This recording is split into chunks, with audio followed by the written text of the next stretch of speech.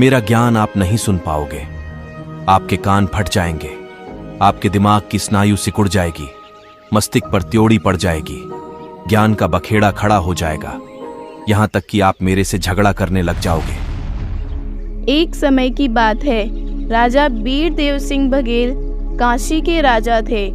राजा का महल एक सुंदर बगीचे में था।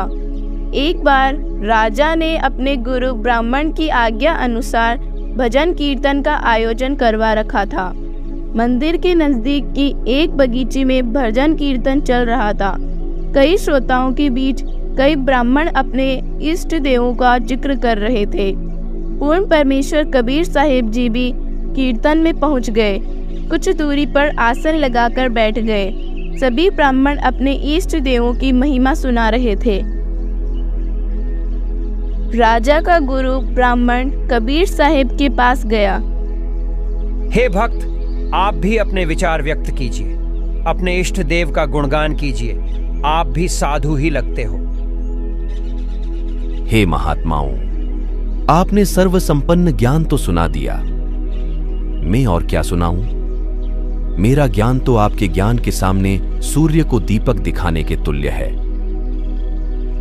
सभी ब्राह्मण तथा भक्त कबीर साहिब से ज्ञान सुनने के लिए अनुरोध करने लगे।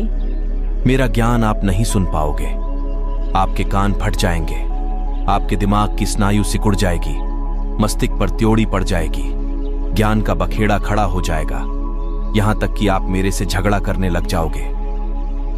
भक्त जी, हम साधु संत भक्त हैं।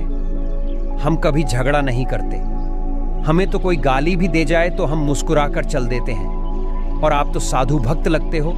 आप तो भगवान की ही महिमा सुनाओगे। हम आपसे वादा करते हैं कि आपके साथ कोई झगड़ा या विरोध नहीं करेंगे। तो ठीक है, सुनो अब मेरे इष्ट देव की महिमा। आज मैं आपके सब इष्ट देवों की उत्पत्ति बताता हूं। अधूरे ज्ञान के कारण आप इन जन्म मृत्यु में आने वाले भगवानों को सच्चा मान रहे हो। उस पूर्ण परमात्मा का लोक और वह स्वयं अविनाशी है। मैं उसी लोक से आया हूं। वह सतनाम जिससे पूर्ण मोक्ष होता है, मैं उसी का सौदा करने आया हूं। वह पूर्ण परमेश्वर तो इन तीनों लोकों से बाहर रहता है। आप सब तो भूल में पड़े हो, जबकि हमने आपके ब्रह्मा विष्णु और महेश को कई बार जन्मते और मरते देखा है। यहां तक कि इनके माता पिता ज्योति निरंजन काल और उसकी अर्धांगिनी दुर्गा भी कई बार जन्म और मर चुके हैं। इन तीनों देवों की भक्ति तो हर कोई दे रहा है, लेकिन उस चौथे पद को कोई नहीं जानता। जबकि पूर्ण मोक्ष तो इन चारों को छोड़कर पांचवें को इष्ट मानकर पूजने से होता है। यह सारा संसार तीन गुणों की भक्ति यानी ब्रह्मा विष्णु और शिव जी की भक्ति में लीन है। इससे कोई लाभ आपको नहीं मिल सकता। लाभ के लिए आपको निज नाम सतनाम का ही सहारा लेना पड़ेगा। वह सतनाम में लेकर आया हूं। अभी इन पंडित जी ने बताया कि भगवान रामचंद्र जी हमारे इष्ट देव हैं और यही सर्व के पालनहार है। लेकिन मैं इनसे पूछना चाहूंगा कि जब श्री राम जी को लंका के लिए जाना था, तो श्री राम जी को तो 3 दिन तक समुद्र से रास्ता लेने के लिए याचना करनी पड़ी। फिर उन्हें पुल बनाकर जाना पड़ा, जबकि एक अगस्त्य नाम के ऋषि जी ने इन सारे समुद्रों को एक घूंट में पीकर खाली कर दिया था। फिर इनमें तो अगस्त्य ऋषि जी बड़े हो गए, क्योंकि रामचंद्र जी यह नहीं कर पाए। वही जब मेघनाथ ने राम लक्ष्मण सहित पूरी वानर सेना को नाग फांस में डाल दिया, मानवीय लीला करने को कहलाए जाने वाले रामचंद्र जी और उनकी पूरी सेना को रावण की सेना अगर चाहती तो उसी समय नष्ट कर सकती थी। लेकिन उस समय गरुड़ जी को बुलाया गया और उन्होंने राम लक्ष्मण को बंधन मुक्त किया। भोले श्रद्धालुओं, यहां आपके रामचंद्र जी भगवान हुए या गरुड़ देवता? कबीर साहिब ने कई देर तक इस प्रकार का तत्व ज्ञान सुनाया। कबीर साहिब के ऐसे ज्ञान से सभी श्रोता आश्चर्यचकित थे और ब्राह्मणों से उत्तर सुनना चाहते थे, जबकि ब्राह्मण और पंडित जी निरुत्तर हो गए। राजा बीर देव सिंह का गुरु ब्राह्मण राजा के पास गया। राजन, एक कबीर नाम का भक्त साधु हमारे इष्ट देवताओं ब्रह्मा विष्णु महेश जी को नाशवान बताता है और कहता है कि इनका पिता तो काल है। वो कहता है कि पूर्ण परमेश्वर तो अन्य है जिसने सारी दुनिया बनाई है। मैं उसी के लोक से आया हूँ। उसने कहा है कि आपके देवताओं को आपने मंदिर में कैसे बुला लिया। वह कोई आपका नौकर थोड़ी है जिसे आपने मूर्ति में डाल दिया। यह मूर्ति भी आदमी ने बनाई और उसमें भगवान भी आदमी ने ही डाल दिया। तो भगवान कैसे हुआ? ऐसी ऐसी बेतुकी बातें बना रहा है। अच्छा, उसे यहाँ बुला कर लाओ। राजा अपने एक मंत्री को कबीर साहिब जी को बुलाने के लिए भेजता है। हे संत जी, आपको हमारे राजा ने बुलाया है। मुझे तो आपके राजा से कोई काम नहीं है। अगर उन्हें हमारी जरूरत है तो वे स्वयं आ जाएं। मैं ना ही तो कोई पंडित हूं, ना ही आपके राजा का नौकर, ना ही कोई जादू जंतर करने आया हूं और ना ही कोई देशद्रोही हूं। मुझे क्यों राजा ने बुलाया है? हम नहीं जाते। राजन, सच में ये तो कोई अभिमानी संत लगता है। सीधे मुंह बात ही नहीं करता। बोला कि मैं आपके राजा का नौकर नहीं हूं। अगर राजा को काम है तो वह स्वयं आ जाएगा।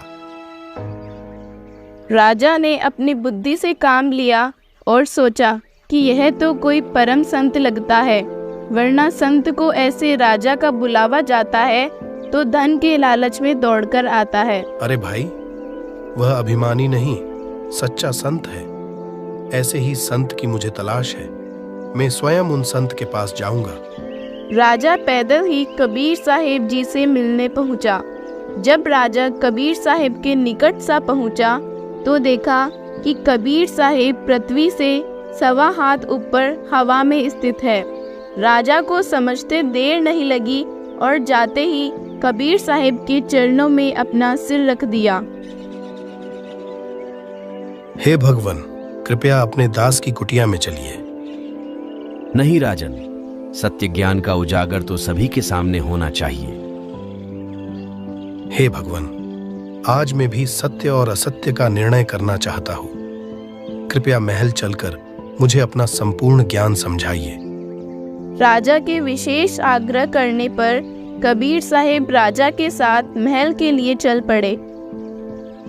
राजा ने सम्मान पूर्वक कबीर साहिब और अपने ब्राह्मण गुरु का आसन लगवा दिया और ज्ञान चर्चा करने के लिए कहने लगा। ब्राह्मण देवता, आपका कबीर साहिब जी से क्या मतभेद है? अब आप दोनों आमने सामने हैं, अपनी ज्ञान चर्चा कीजिए। सर्वप्रथम तो कबीर जी ने हमारे ब्रह्मा विष्णु महेश जी को ही नाशवान करार दिया, जो कि पूर्णतः गलत है। क्या प्रमाण है इसका इनके पास? जरूर ऋषि जी, जरा देखिए अपने पुराणों में।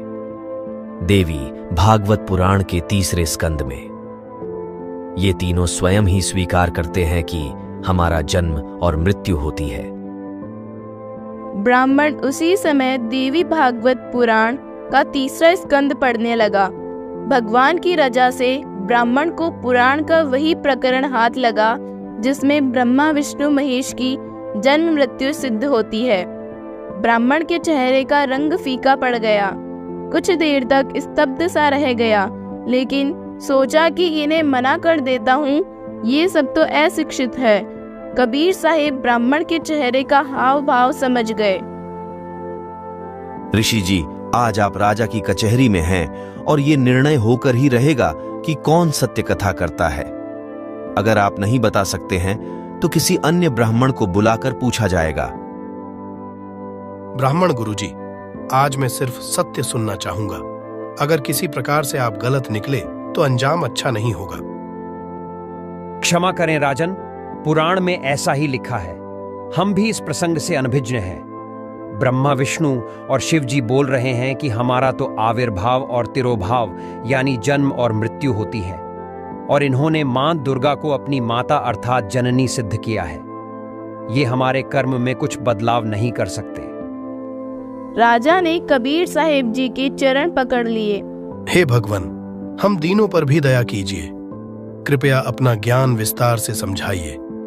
आप संत ही नहीं बल्कि भगवान स्वरूप हैं।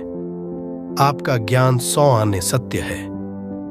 तब कबीर साहिब ने राजा, रानी और ब्राह्मण को संपूर्ण सृष्टि रचना सुनाई और तत्व ज्ञान समझाया।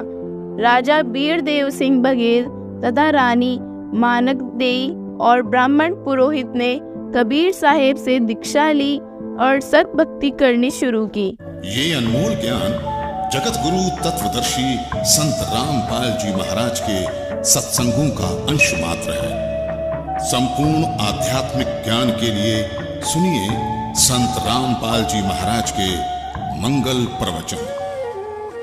आप संत रामपाल जी महाराज जी के मंगल प्रवचन संत रामपाल जी महाराज एप्लीकेशन पर भी सुन सकते हैं तथा उनके द्वारा लिखी पुस्तकें भी डाउनलोड कर सकते हैं।